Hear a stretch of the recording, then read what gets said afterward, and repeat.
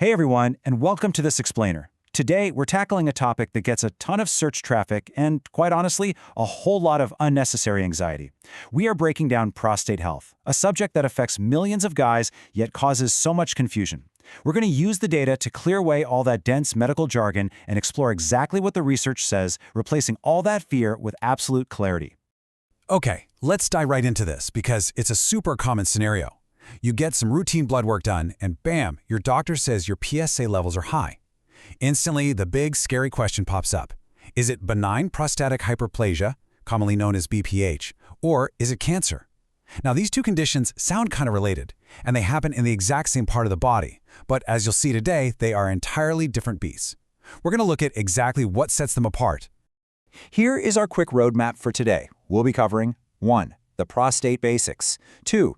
BPH versus cancer, 3. The symptom trap, 4. Proper diagnosis, 5. Tailored treatments, and finally, 6. Action to protect life. Let's get to it! Starting right off with Section 1, the prostate basics. Before we talk about what goes wrong, we really need to understand what this organ actually is. Now, what's really interesting about this data is just how incredibly common these prostate changes are. I mean, look at these numbers. If you're in your 60s, there is a 60% chance you have some level of BPH. In your 70s, that jumps to 80%.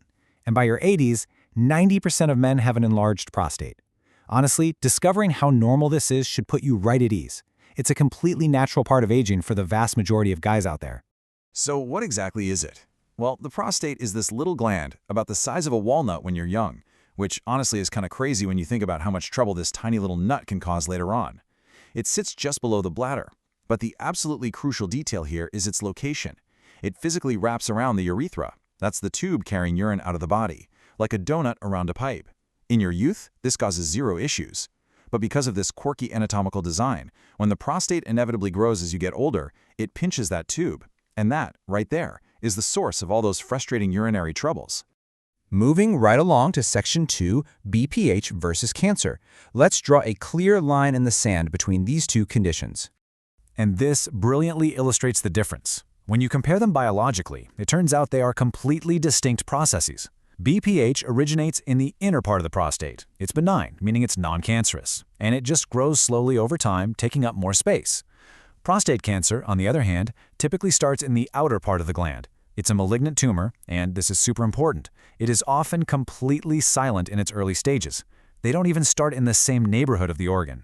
And I want to be crystal clear on this next point, because it's a huge misconception. The sources are absolute on this. BPH does not turn into prostate cancer, period. Because the cells are changing in a completely different way. A benign enlargement process just does not magically transform into a malignant cancer process, so you can scratch that worry right off your list. All right, which brings us to Section 3, the symptom trap. Relying on how you feel is incredibly risky, and here's why. Just take a look at this. Notice how a weak urinary stream, getting up 5 times a night, and that really annoying feeling that your bladder isn't quite empty. They share check marks in both columns. You absolutely cannot tell the difference between a benign condition and a life-threatening one based on these shared signs alone. Assuming a slow stream is just BPH is a trap. And assuming there's no cancer just because you don't have any symptoms, that's an even bigger trap. Because like we said, early-stage cancer usually has no symptoms at all. Plus, and this is a bit wild, BPH and prostate cancer can actually coexist completely independently in the exact same organ. Having an enlarged prostate doesn't cause the cancer, but having BPH definitely doesn't protect you from getting it either. It's simply two entirely separate issues happening to occupy the same walnut-sized space at the exact same time. So, how do we know for sure?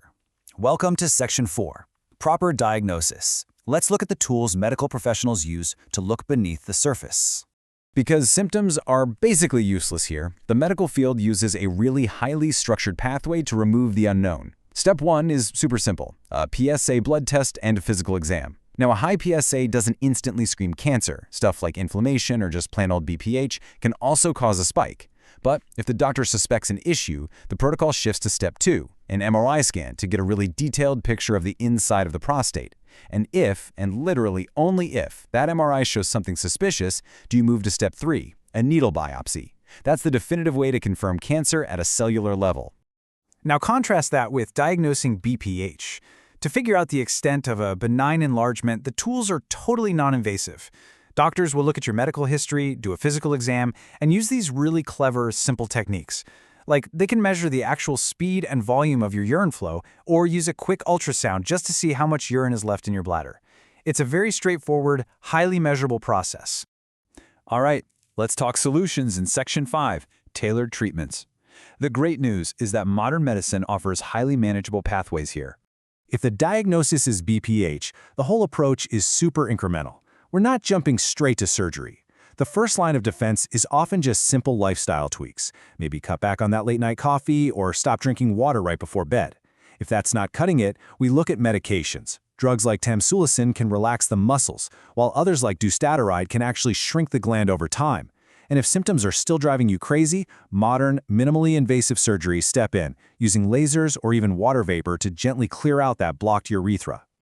For prostate cancer, the treatments are entirely different and completely customized to you, based on your age and the stage of the cancer. Surprisingly, sometimes the best immediate treatment is doing nothing at all. It's called active surveillance, basically keeping a really close eye on it because it often grows so slowly. But if it does need to go, the options are incredibly advanced, including surgery, targeted radiation, or hormone therapy to stop the testosterone that feeds those cells. So the crucial point I want to make is this massive 90% right here. To put that into perspective, if prostate cancer is caught early, we're talking stages 1 through 3, the 5-year survival rate is over 90%. It is highly, highly treatable. But you gotta find it early, which means you absolutely cannot wait for symptoms to show up. Which brings us right to our final takeaway.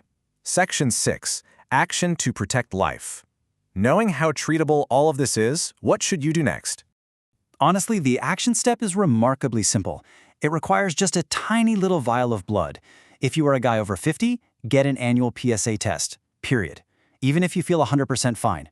Got a family history of prostate cancer, start checking in your late 40s. Taking action while you're completely symptom-free is the true key to keeping your options open. Oh, and if you notice your PSA trending upward year over year, even if it's technically still in the normal range, don't wait around. Go see a urologist. I really want you to anchor on this phrase. Knowing is the shield that protects your life. Look, way too many men avoid the doctor because they're scared of getting bad news. But ignoring your prostate doesn't stop cancer from growing, right? It just stops you from having those easy, highly successful treatment options. We got to replace fear with knowledge. So I'll leave you with this. Will you wait for the symptoms to trap you, or will you take the simple test that protects your life? The data is super clear, and the choice is entirely yours. Thank you so much for joining me for this explainer. Stay curious, stay proactive, and take care of yourselves.